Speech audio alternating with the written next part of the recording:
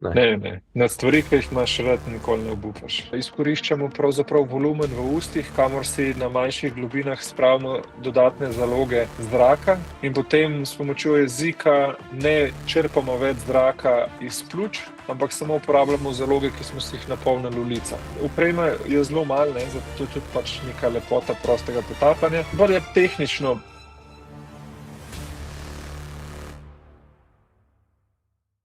Lepo pozdravljeni v novi epizodi Torkovega pogovora. Današnji gost je Samo Eranko, ki je 7-krat v svoji karieri posegal po odličjih na svetovnih prvenstvih. Je zelo zanimiv gost in na koncu pove ene par toliko izjemnih idej, da se vam jih prav splača do konca poslušati. In pa obljubim vam, da bo tudi naprej vabila take zanimive goste. In zato se naročite na naš kanal, če še niste. Lahko tudi komentirate, koga bi si želeli slišati in midva bova poskušala vaše želje uresničiti. Top, zdaj pa uživite v pogovoru. Najlepša hvala najprej, da ste si vzeli čas za pogovor. Hvala za vabilo. Ja, vem, da smo se kar nekaj časa usklajevali, ampak sem vesel, da smo se zdajle, usedli, pa da se bomo lahko pogovorili. Ja, enako sva midva. Pa tako za začetek bi te kar vprašal, kako si se znašel v potapljanju, kaj si prej treniral, pa tako. Kaj te je navdušilo v temu športu? Se pravi, jaz sem prej treniral plavanje, poleti sem pa se ukvarjal s podvodnim ribolovom, tako da kombinacija plavanja pa podvodnega ribolova me je pol po gimnaziji vodila v prosto potapljanje. Navdušila me je pa seveda pač narava, zato ker jaz sem zelo rad v naravi. Rad plavam, rad se potapljam, rad imam morje, rad lovim ribe in to je bila pol neka taka idealna kombinacija zame za moj naslednji šport. Kdaj, pri katerih letih si se pa začel ukvarjati z potapljanjem pol ta? Do kdaj si treniral plavanje, pa kako? A to tako tekmovalno tudi ali bolj samo rekreativno? Ne, jaz sem plavanje treniral tekmovalno, potem sem pa pri se pravi pri 19 letih sem se začel pa s prostim potapljanjem ukvarjati. Bolj resno, ne. Zato ker potapljanje je že tako bilo pogosto del plavalnega treninga, ko so se pač trenirali, ko se je recimo trenirala tehnika podvodnega plavanja, ampak globinskega dela pa seveda tam ni bilo, a ne. Tako da resno sem se začel pri 19 ukvarjati s prostim potapljanjem. In pol si tudi začel kar hitro tekmovati. Ja, takoj. Pravzaprav že po mesecu pa pol sem šel na prvo tekmo in sem potem iz tam naprej pol gradil, ja, svojo kariero. Tako da tekme so me vedno privlačile in prva možnost, ko je bila, sem jo hotel izkoristiti, da si naberem nove izkušnje, pa predvsem spoznam ljudi, ki se s tem ukvarjajo v okolici. In kakšna je bila prva izkušnja te prve tekme in kako je v bistvu sploh izgledala ta tekma? Prva tekma je bila v Zagrebu, novembra 2008. Izgledala je tako, da sem prišel tja, nisem prav dosti vedel, kaj pa kako, imel sem pa opremo. Tako da sem skočil v vodo pa poskušal čim več pod vodo preplavati, šlo mi je super in je bil tak res lep uvod pol v mojo športno kariero. Spoznal sem ljudi, s katerimi sem še danes prijatelj, smo še danes v stiku, tako da je bil tista tekma, tisti dogodek res ena taka prelomnica, no, na splošno v moji športni karieri. Lepo, torej v bistvu ne samo tako rezultatsko, da si nisi nekako te tekme zapomnil kot rezultatsko, ampak tako nekako kot popotnica pa za naprej skozi, ja, to. Pa je bilo to v bazenu, ta tekma, ali kje je v bistvu potekala? Ja, v prostem potapljanju imamo bazenske pa globinske discipline in seveda pač v Zagrebu je bila bazenska tekma, tako da smo tekmovali v zadrževanju sape na mestu pa plavanju v dolžino s plavutjo. In takrat je bil recimo moj rezultat je bil 3 minute pa pol v zadrževanju sape na mestu, pod vodo sem preplaval pa 136 metrov na tem svojem prvem tekmovanju, ne. Ja, to se nama, mislim, vsaj meni, pa verjetno tudi Simonu, se zdi 136 metrov res velik. Pa tako si kaj posebej prav treniral, ker pa si treniral plavanje, pa si pa tudi treniral za prav pod vodo, kaj prej, ali je bil to samo preskok, pa vidiš iz nič. Ker to se mi zdi res neverjetno. Jaz sem treniral plavanje, tako da enega hudega preskoka pravzaprav nisem niti rabil. Seveda v enem mesecu pa pol, kar en mesec, recimo, da sem prvič tak resen stik s prostim potapljanjem dobil pravzaprav v prvem tednu faksa, ne.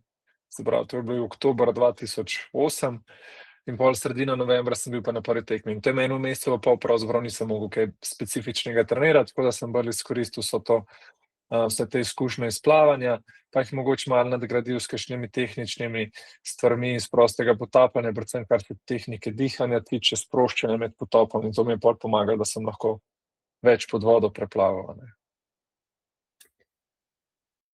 To po teh 136 metrov je bilo verjetno mislim, po ravnem v bazenu, ne globinsko, ne? Kakšna je pa razlika med globinsko pa ravninsko, mislim, dolžinsko disciplino v potapljanju? Mislim, saj ravninsko ni glih potapljanje verjetno, ne? To je vse potapljanje na vdih, ne. Zdaj v bazenu se tekmuje, koliko metrov lahko z enim vdihom preplavaš v dolžino. In tukaj imamo pol 3 discipline. Ena je brez plavuti, se pravi plavaš žabico, druge 2 sta pa s plavutmi, s tem, da se razlikujeta, da pri eni se uporablja monoplavut, to je taka enojna plavut, podobna, kot jo imajo pač delfini, druga so pa standardne dvojne plavuti, ne. Četrta disciplina v bazenu je statična apnea, kjer se pač na mestu drži sapa v mirovanju. V globini imamo pa isto 4 discipline, kjer je glavni cilj, da se doseže čim večja globina. Ena disciplina je žabica, kjer žabico plavamo v globino, druga disciplina je, da se po vrvi vlečemo v globino. Tretja disciplina je potop z monoplavutjo in četrta je potop z dvojnimi stereoplavutmi. Zdaj glavna značilnost globinskih disciplin je pa ta, da je potrebno potop opraviti s konstantno obtežitvijo. To pomeni, da mi lahko uporabljamo uteži, ampak jih med potopom ne smemo odvreči stran, ne. In to pa vpliva seveda neka ta izbira uteži na hitrejši potop, ampak pol tudi težji dvig, a ne, nazaj gor. Ja, zato ker smo tule 2 fizikalna zakona v bistvu diktirata naš vzgon, a ne. Prvi je Boylov zakon, z večanjem globine se seveda manjša naš pljučni volumen, in ker se manjša naš pljučni volumen, se tudi zmanjšuje naš vzgon, ne, in zdaj ta vzgon pa definira Arhimedov zakon, ne. Ker se zmanjša naš volumen, je pač manj izpodrobljene tekočine, tako da mi moramo vseeno na gladini ponavadi malo kompenzirati pozitivno plovnost neoprena, tako da neko količino uteži uporabljamo. Poskušamo pa seveda, da je teh uteži čim manj, ker vsaka utež na globini pač uteži povratek nazaj, a ne. Ja, in pa tako je pomembna izbira, kje se obtežiš, pa s koliko se, o kakšni teži mi govorimo, približno masi. Recimo, da se pogovarjamo med 800 grami pa do 2 kili maksimalno, a ne. In obtežimo se pa ponavadi tako, da je, kako bi rekel, naše težišče, se pravi telesa in uteži, kako bi rekel, da nam omogoča čim bolj hidrodinamično pozicijo, ko nič ne delamo, a ne.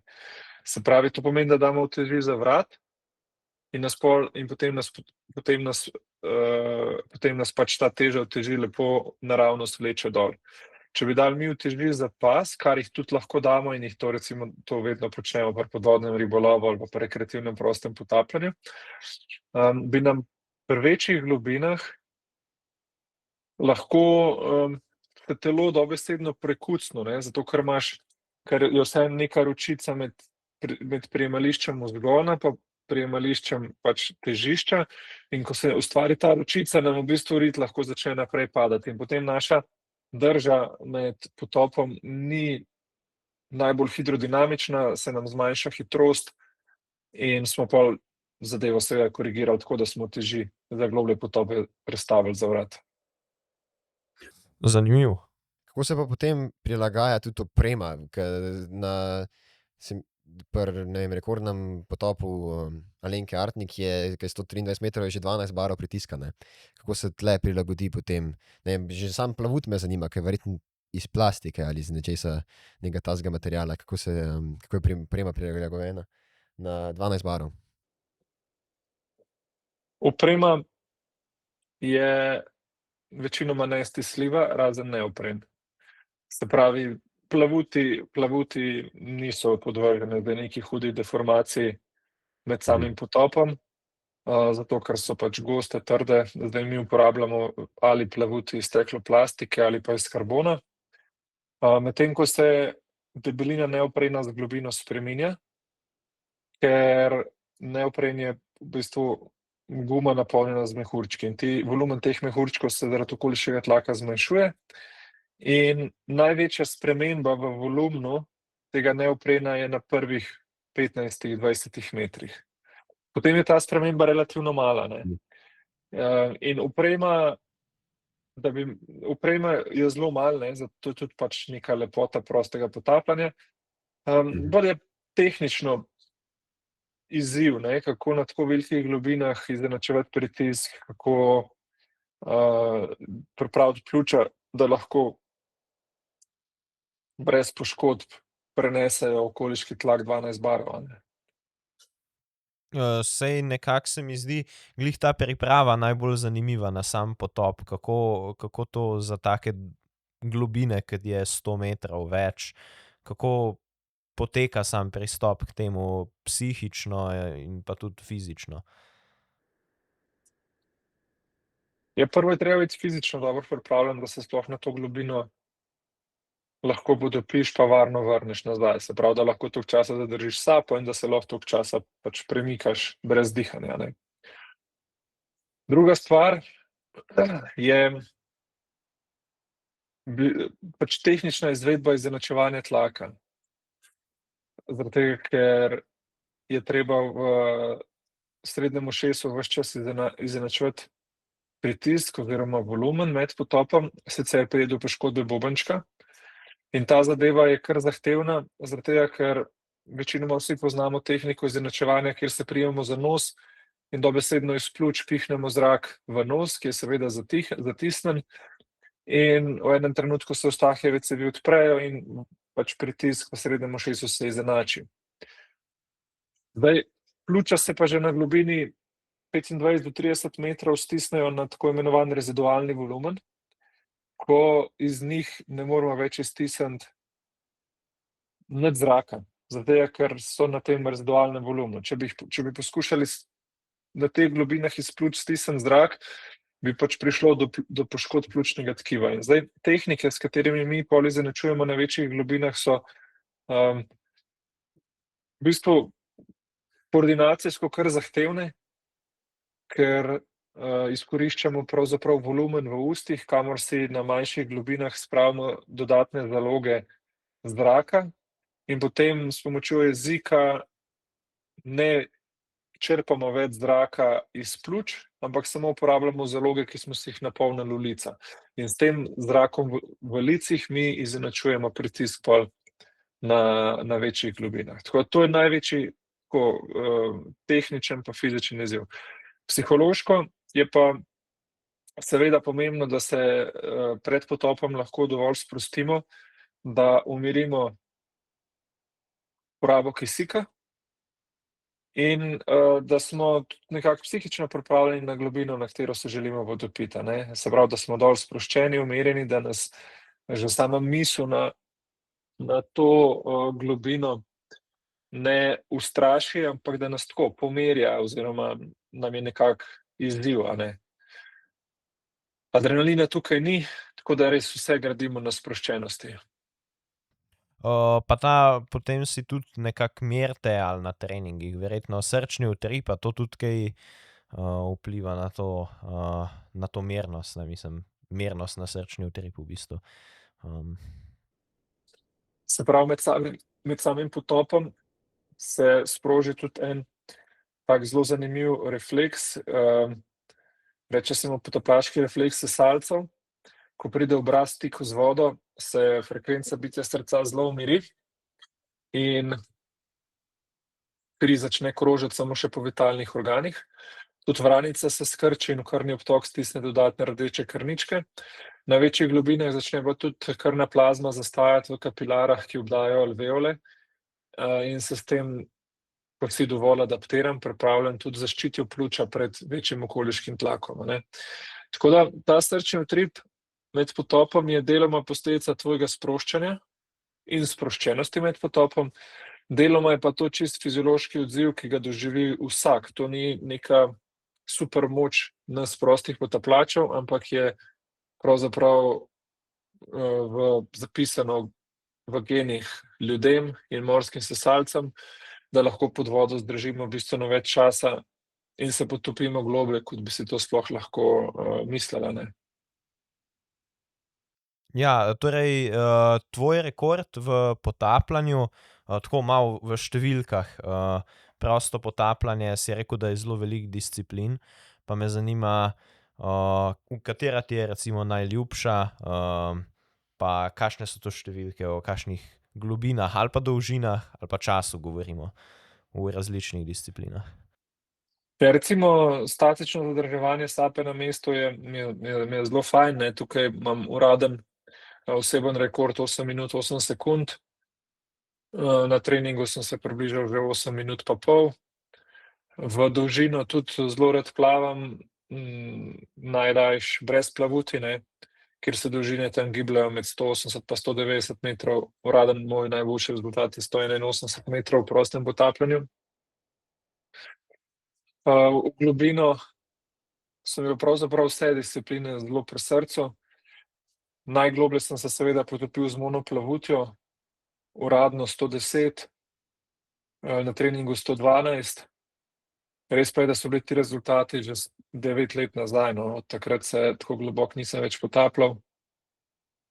In sem se bolj posvetil disciplini brez plavuti, kjer so pa globine malo nižje. Tam 82 metrov sem se najgloblje brez plavuti potopil. Kaj pa vse vpliva na to globino potopov? Verjetno že sama razlika, če bi to delal v jezeru ali pa morju, je precej različno, pa tudi od vremenskih pogojev, mogoče temperatura vode, če to na kaj vpliva, ali pa sama slanost morja tudi verjetno to vpliva. Ja, zdaj odvisno, kako se v zadevo poglobiš, a ne.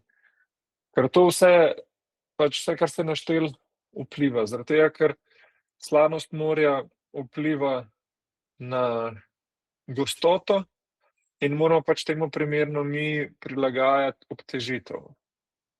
Zdaj, drugih razlik pa med slano pa sladko vodo ni. Samo da moraš malenkost obtežitev prilagajati glede na okolje, v katerem si, a ne. Torej verjetno, če je morje, je pol večja gostota, bolj slano, večja obtežitev. Tako je. Pa imaš rajši potope v bazenu, morju, ali si se tudi kdaj v jezeru potapljal? Velikokrat se potapljam na Bledu, največ se potapljam seveda na bazenu, ker mi je tukaj dostopen, najrajši se pa v morju potapljam. Verjamem, ja.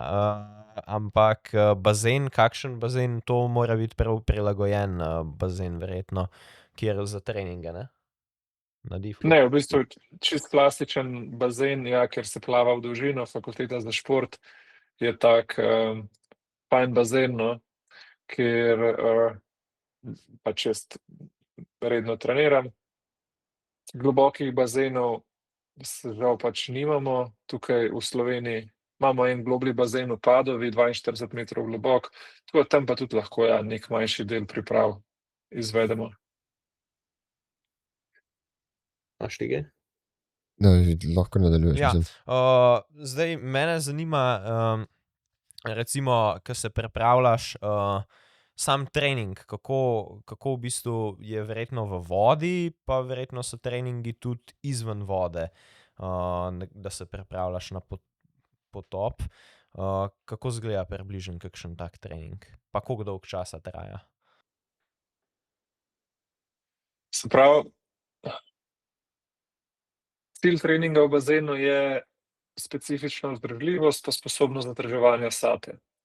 Cilj treninga na fitnessu je maksimalna moč. Cilj treninga v morju je učenje specifičnih tehnik izenačevanja pa adaptacija telesa na globino. Trening v bazenu izgleda ponavadi tako, da začnem z nekaj daljšimi potopi, kjer poskušam telo adaptirati na nižjo vrednost kisika in višjo vrednost ogljikovega dioksida. Temu pa sledi pol serija nekega plavanja, odvisno ali je bolj aerobna ali bolj anaerobna usmerjenost, temu se prilagodi hitrost in počitek, je pa večji del tudi plavalnega dela, v mojem primeru z omejenim dihanjem. Na fitnessu delam standardne vaje, s katerimi se najlažje pa najbolj učinkovito razvija maksimalno moč, kot so počepi, olimpijski dvigi, potiski, potegi, a ne. Na morju so pa pol ponavadi kakšni, pač lahko narediš en globlji potop, potem po nekem počitku pa tudi še kakšne plitkejše za adaptacijo, za trening. Se moramo pač v morju vseeno zavedati, da velikega števila potopov preko 50 metrov ne smemo narediti, zato ker je nevarnost dekompresijske bolezni, tudi v prostem potapljanju, kljub temu, da pod vodo ne dihamo, je velika nevarnost za dekompresijsko bolezen, ki lahko tudi zelo hudo prizadene proste potapljače. Simon, nekaj se je zgodil. Ne, Ja, je v redu. glede. Nekaj nama je kamera, samo crknem, nič zato. Ja, kaj pa recimo jaz, kaj fizično vpliva na zmožnost, da se čim globlje potopiš? Recimo jaz imam pljučno kapaciteto 6,1 liter, to so mi izmerili, pa sam zelo slabo v bistvu zadržim dih in se mi zdi tako zelo malo časa, no. In ne vem, meni se pljučna kapaciteta tako ni, ker sem vedno mislil, da je to eden tak pomemben dejavnik za to, koliko se lahko zadržiš dih, pa meni recimo to ne gre. Pljučna kapaciteta ni ključna,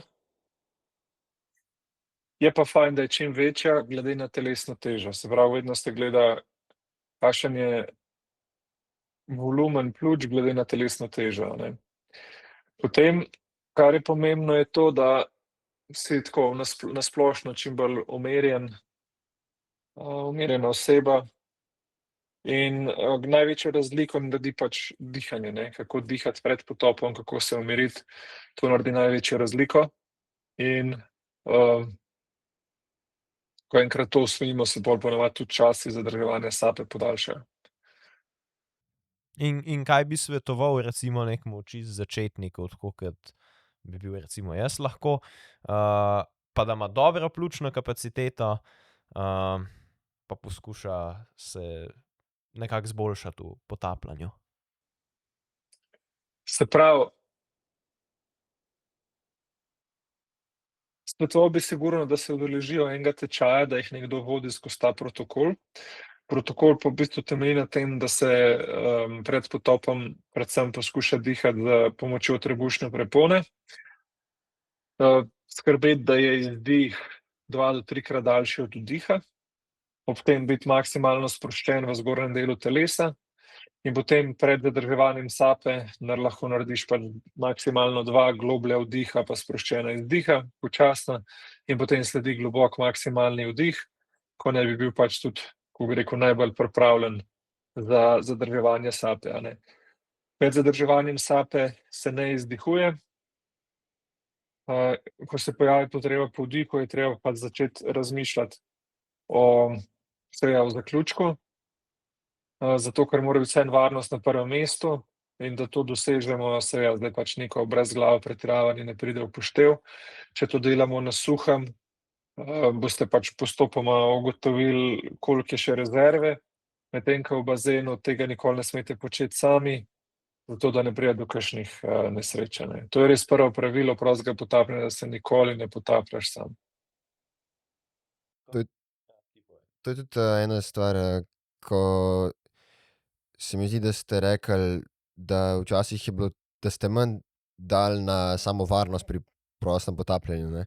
Da zdaj pri vsakem treningu, tudi na ribolovu, da si želite, da je bolj, da imate nekoga zraven, da tudi se mi zdi, kaj je sploh vprašanje? Vprašanje Ja, da je, vse malo bolj varno ja, poteka nekako. nekako kako je poskrbljeno za Za varnost, varnost pa tudi na tekmah mogoče. kakšne so mogoče vaše želje pri vsakem potopu, pri vsakem mogoče stiku z vodo, da je res poskrbljeno za varnost? Ja, moj glaven cilj je, da imam ob sebi ljudi, ki jim lahko zaupam. Ključni varnostni faktor sem seveda jaz s svojimi odločitvami, kako se potapljam, da pač moje potapljanje ni brezglavo, da imam zadosten varnostni faktor, da se po vsakem potopu lahko varno vrnem nazaj, tudi če gre kaj narobe. In da pač ja, tako kot sem rekel, da so ob meni ljudje, ki vejo, kako postopati v primeru težav. Zdaj seveda, ko postanejo globine večje, je tveganje večje, se pravi, treba biti še bolj pozoren, še bolj previden, imeti še boljšo ekipo. In to mislim, da je danes največji tak logistični izziv, kje tako ekipo dobiti, in da je hkrati na voljo tudi zadostna globina za trening, a ne. Pa ste vi kdaj naredili kakšno tako napako, ko ste se tako največ naučili iz nje, da ste se jo prav posebej zapomnili?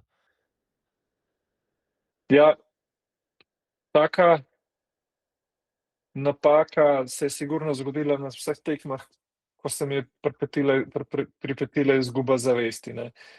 Zdaj, pri bazenskih disciplinah je bilo to vsaj na začetku kariere predvsem zato, ker nisem točno dobro vedel, kdaj je treba potop zaključiti, kakšni so ti opozorilni znaki. V globini se mi je pa to zgodilo dvakrat, in je šlo, v bistvu je šlo en kup enih stvari narobe in takrat se sploh ne bi smel potopiti, ne. Tako da glavna lekcija je, da z glavo skozi zid sigurno ne smemo iti in da včasih enostavno nimamo tudi vseh stvari pod kontrolo, in če je temu tako, boljše, da se ne potopiš.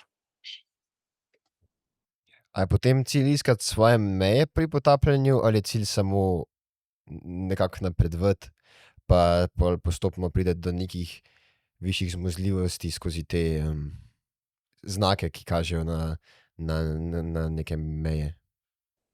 Bližnje.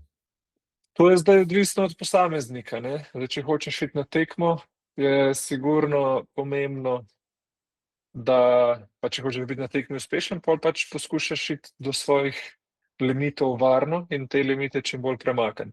Če bo tvoj cilj neko sproščeno rekreativno prosto potapljanje, si pa pravzaprav lahko vsak sam določi, ne. Ali da bo dlje časa sproščen, ali da bo imel boljšo tehniko, ali da bo imel večjo kondicijo, skratka, je pač teh parametrov, ki lahko definirajo uspešnost, bistveno več, a ne. Pa je tako poznate tako več športnikov, tudi iz drugih disciplin, ke vse te tehnike umirjanja, sproščanja, pa v bistvu vse, kar pač mora imeti en dober potapljač, tudi sami uporabljajo za pripravo na svoj nastop v športu? Ja, te tehnike sproščanja so pravzaprav prisotne v vseh sferah športa danes, a ne. Pa tudi dihanje pa trening z omejenim dihanjem je nekaj, kar se po mojem vsi na neki način poslužujejo, zaradi tega, ker je to pomemben del, ki doprinese k sproščenosti, a ne. Jaz sem tudi z veliko športniki delal, sploh da so te dihalne parametre lahko izboljšali. In mislim, da ja, pač dihanje je osnova v vseh pogledih in bo to pač še naprej. Ja, pač del vrhunskega športa, seveda, ne. Ja, kaj pa glede, tvojih uspehov, tako, zdaj še tekmuješ, pa za naprej tako, kakšne imaš cilje, želje, tako čisto na Se pravi, splošno? še tekmujem. Prvi tak bližnji cilj bo verjetno svetovno prvenstvo v globinskih disciplinah v drugi polovici leta. In, kakšen bo rezultat, bo pa pač odvisno od tega, kako se bo cela sezona odvijala. V osnovi imam pa jaz ta šport rad in niti ne razmišljam drugače, kakor da bo to ostal del mojega življenja, upam, da za vedno. Pa si kdaj v preteklosti razmišljal, ke ti je bilo, glih si imel, tudi kakšne zelo težke momente v športu, si kdaj razmišljal, da mogoče, bi obupal ali tega ni bilo nikoli prisotnega? Ne, Ne. ne. Na stvari, ki jih imaš rad, nikoli ne obupaš. Ja, s tem se tudi jaz precej strinjam, ja. Mogoče imam jaz eno tako vprašanje, ker ni sicer čisto znotraj tega, kar smo nazadnje govorili, ampak je vezano na en izmed vaših prejšnjih pogovorov. In to mi je bilo zelo zanimivo, ker ste rekli, da biti svetovni rekorder v prostem potapljanju sploh ni tisto pravo vprašanje, ki si ga je treba postaviti, ampak je pravo vprašanje, ali si pripravljen živeti življenjski slog nekoga, ki postane potem svetovni rekorder. Res je, ne. Saj to se mi zdi, da se pa nanaša pravzaprav na vsa področja življenja, ne. Vidva sta oba strojnika. Ne, jaz sem, živilstvo in prehrana na biotehniški. Jaz sem Eni pa strojnik, ne. Ja, Ja. Pač tudi vidva se bosta soočala, ne, zdaj sta na faksu, ne, opazujeta mogoče kakšne okrog sebe, ki so še boljši, ali pa opazujeta profesorje, ki so na tej akademski poti zelo uspešni, ne. In pol bosta tudi začela opazovati, kako so do tega prišli, a ne, kakšna pot jih je do tega vodila. In mislim, da, tudi na drugih področjih, kasneje v službi, ne, bojo vedno ljudje, ki bojo neke stvari delali drugače, zdaj vprašanje je mogoče boljše ali pa samo drugače, ali pa bojo zasedali pozicije, ki jih bi vidva želela doseči, a ne. In pol se vprašaš, a mene pot, ki me do tega vodi, pa življenje, ki ga to za sabo potegne, sploh osrečuje? In je to eno tako zelo pomembno vprašanje, ne, ki pravzaprav določa, a se boš na to pot podal ali ne. In končni cilj te nikoli ne bo osrečil, ker je to neka titula, neka kratkotrajna stvar ali pa pač konec koncev na silo lahko tudi kaj dosežeš, ne, marsikaj lahko dosežeš na silo. Ampak če hočeš v vsem tem res uživati pa biti na koncu srečen, je fajn, da te predvsem pot, ki te do tja pelje, osrečuje. Pa si imel v življenju kakšnega vzornika ali pa nekoga, ki vas je navdihoval, skozi to športno pot predvsem? Na športni poti sem imel veliko prijateljev, s katerimi smo skupaj tekmovali, pa se drug od drugega učili. Saj ja, jaz, ko sem plavanje treniral, sem občudoval Iana Thorpa, recimo, to je bil en avstralski plavalec, ki mi je bil fascinanten. Ampak da bi pa zdaj prav imel nekoga, ki bi sledil njegovim korakom, pa nisem imel. Ja, saj, pol ste pa verjetno imeli, v bistvu družino, ke da ti v bistvu podpira skozi življenje in tako, daje neko motivacijo, da vztrajaš. Ali tudi rezultati recimo, skozi tekmovanja? Mislim, rezultat je lahko potrditev enega, ne vem, dobrega dela, a ne, ampak, družina je pa res tisto sidro, tista najbolj osnovna stvar, ke mora štimati, tako da, ja, družina, jaz sem zelo hvaležen, da jo imam in da funkcioniramo. Ja, pol pa še kaj za zaključek? Ne, jaz imam še kakšno tako vprašanje, ki se nanaša na kakšne prejšnje pogovore. Na primer, kako pomembno je, da se učimo na napakah drugih, ne? Ja, um, Ali pa če se učiš na na svojih napake, če se učiš samo na svojih napakah, pol boš hodil po poti, po kateri so hodili že drugi, pa ni nujno, da boš dosegel nekaj novega, ne. Učiti se moramo, vse napake drugih so pravzaprav lekcije, česa ne smemo narediti, a ne. In če to ignoriramo, potem bomo slej ko prej prišli do nečesa, kar ne bi smeli narediti, pa tega nismo vedeli, zato ker nismo bili pozorni mogoče na čisto osnovno teorijo. Saj tudi teorija je samo povzetek, pa mogoče dodatno pojasnjeno, ozadje stvari, ki jih ne smemo narediti, ali pa nekih nesreč, ki so se zgodile. Tako da to je prvo, ne. Ampak tudi ne samo, da je treba analizirati napake drugih ali pa ljudi, ki so pač tlakovali pot do tega, kjer smo danes, treba je tudi gledati uspehe drugih, ne. In kaj je tiste, ki so bili pa uspešni, pol vodili do tega. Ni samo dovolj, da si se, izmikal nekim potencialnim težavam, si mogel tudi neki korak narediti, ki ti je odprl neka nova vrata. In zdaj, kakšni so ti koraki, kako je do tega prišlo, se mi zdi, da je, v življenju zelo pomembno, ne. Tako da jaz zelo rad berem biografije, spremljam različne uspešne ljudi v različnih področjih in vidiš, da so principi zelo podobni, a ne.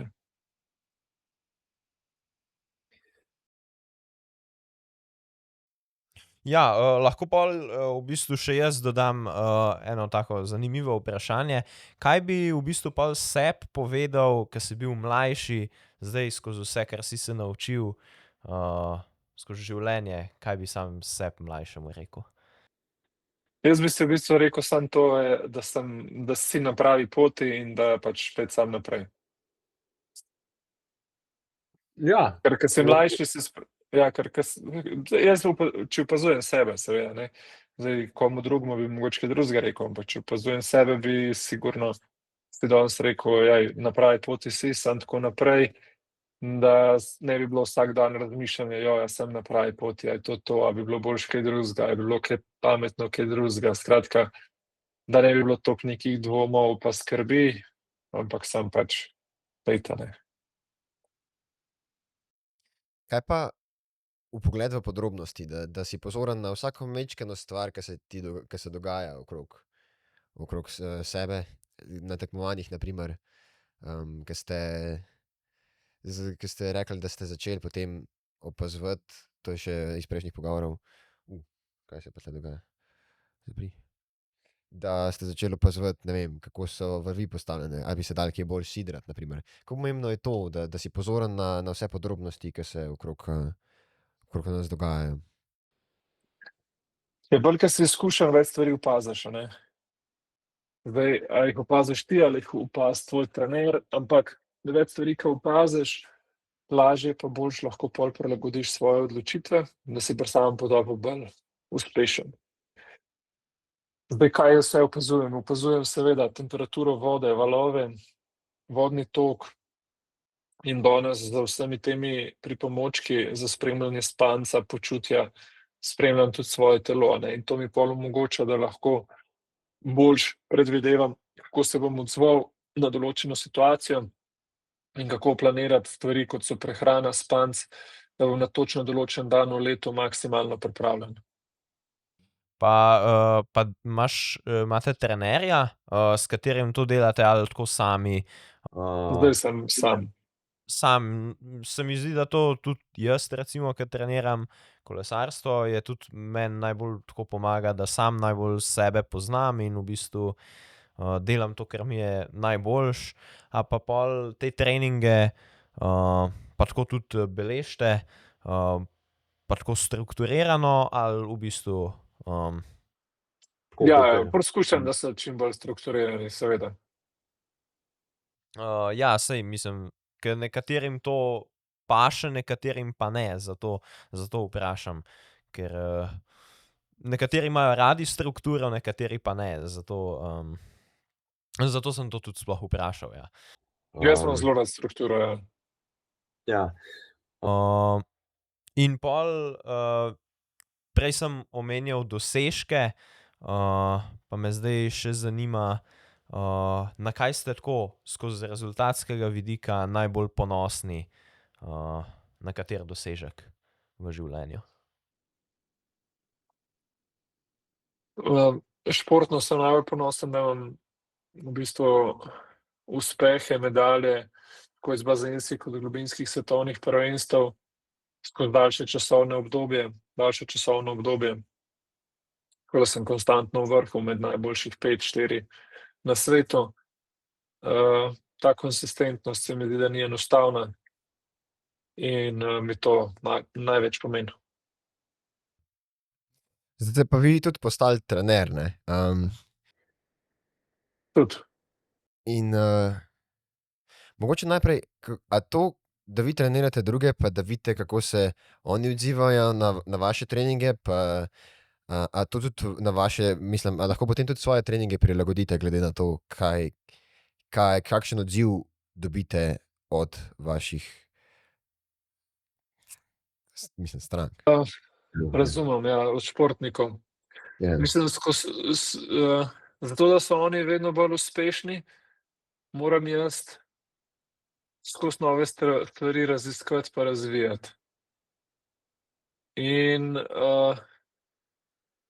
s tem, ko naštudiram neko novo metodo, jo testiram na sebi, pol jo predam drugim in to mi seveda pač pomaga, da sem na koncu tudi jaz pri svojih treningih bolj uspešen.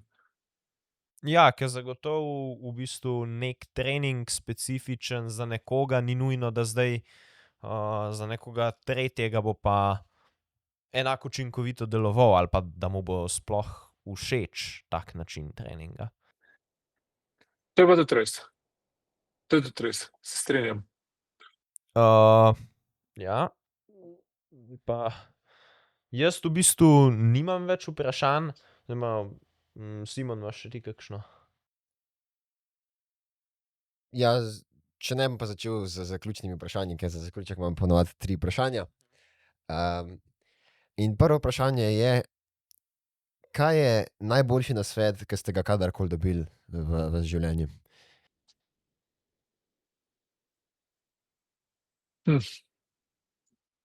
Nasvete v bistvu dobivaš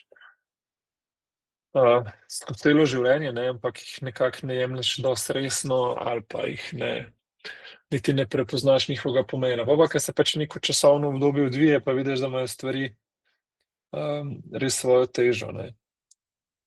In meni se zdi, da je v življenju zelo pomembna konsistentnost, da si pač poskušaš biti vedno dober, vedno boljši v stvareh, ki jih počneš. In ta pomen konsistentnosti, ki sem ga poslušal v mlajših letih, se mi ni zdel tako razumljiv, zdaj pa, ke gledam nazaj, se mi zdi, da je pa to zelo pomembno, tako da biti konsistenten.